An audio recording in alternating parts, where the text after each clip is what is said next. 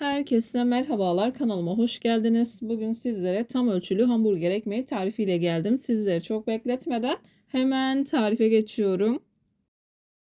Tarifim için ilk olarak yoğurma kabına 1 paket instant maya, 2 yemek kaşığı toz şeker, 1 bardak ılık su, 1 bardak ılık sütü ekledikten sonra çırpıcı yardımıyla maya ve şeker tamamen eriyinceye kadar karıştırıyorum.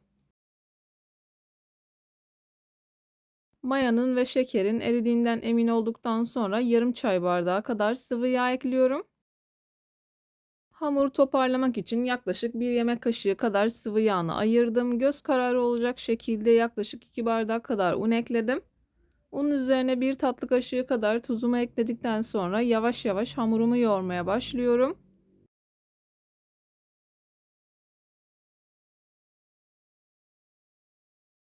Unu azar azar kontrollü bir şekilde eklemeye özen gösterin. Ben bu tarif için toplamda 4,5 bardak kadar un kullandım. Unun markasına ve kalitesine göre değişkenlik gösterebilir. Lütfen kontrollü ekleyin.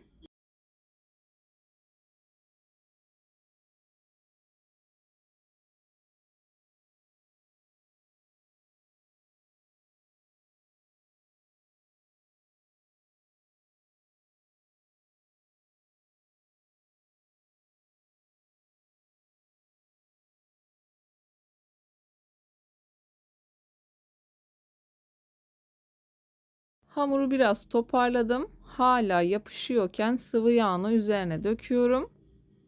Hamuru toparlayıp yoğurmaya devam ediyorum.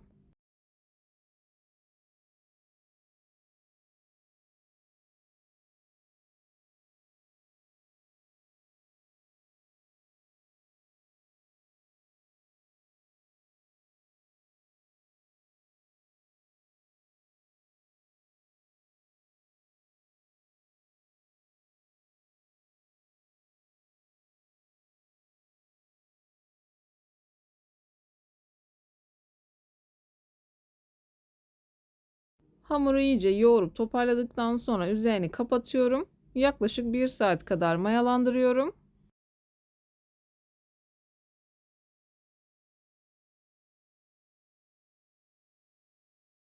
Ben hamurumu yoğurmaya devam ederken buraya kadar gelmiş olan siz değerli takipçilerimden her zaman olduğu gibi ricam yoruma kalp olur, emoji olur veya tarifim hakkında farklı bir fikriniz varsa bunu da benimle paylaşabilirsiniz. Ayrıca videolarımı sevdiğiniz kişilerle de paylaşarak bana bu şekilde destek olabilirsiniz.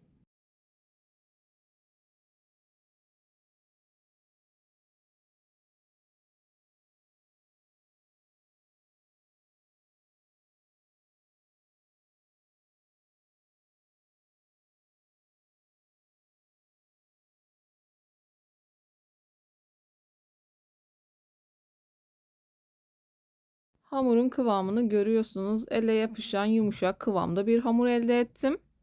Üzerini kapatıyorum. Kalınca bir sofra beziye sarıp yaklaşık 1 saat kadar mayalandırıyorum.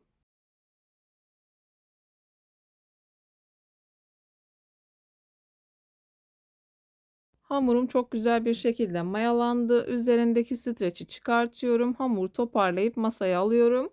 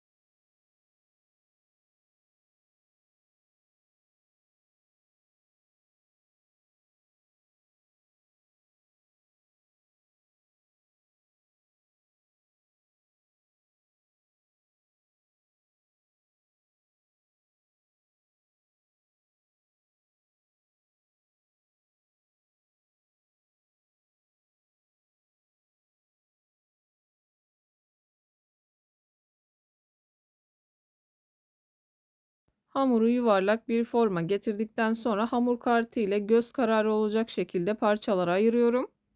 Ben hamburger ekmeğini biraz büyük hazırladım. Dilerseniz daha küçük olacak şekilde de ayarlayabilirsiniz. Ben bu hamurdan toplamda 8 adet hamburger ekmeği elde ettim.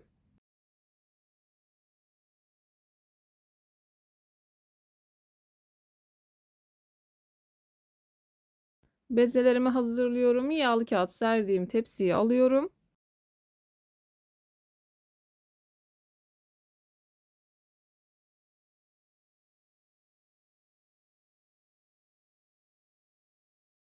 Videolarımda yapmış olduğum tariflerin elimden geldiği kadarıyla püf noktalarını vermeye çalışıyorum. Ama yine de aklınıza takılan herhangi bir şey olursa yorumlara yazarsanız gördüğüm zaman sizlere dönüş sağlarım. Yine aynı zamanda videonun altındaki açıklama kısmına malzeme listesini tam not olarak ekleyeceğim. Dilerseniz oradan da bakabilirsiniz.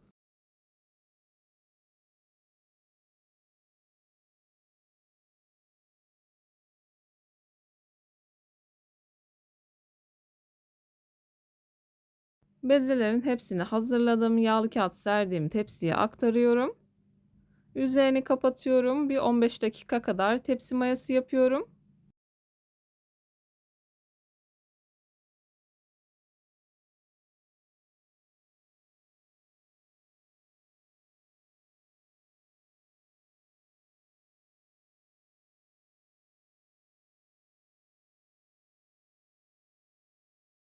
Tepsi mayasını yaptıktan sonra üzerine yumurta sarısı ve su karışımı sürüyorum. Bir tatlı kaşığı kadar su karıştırmanız yeterli olacaktır. Bir adet yumurta sarısına. İyice karıştırdım. Ekmeklerin üzerine dikkatli bir şekilde sürüyorum.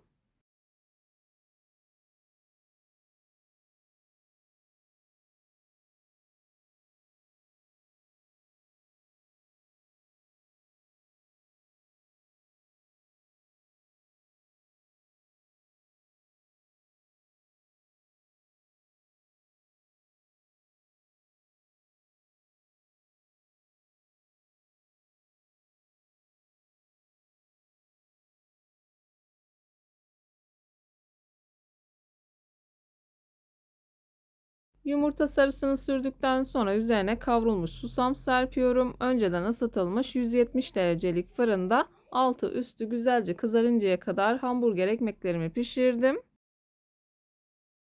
Ekmeklerim fırından çıktı. İlk 5 dakika kadar beklettikten sonra daha sıcak ama sizler için doku testi yapıyorum.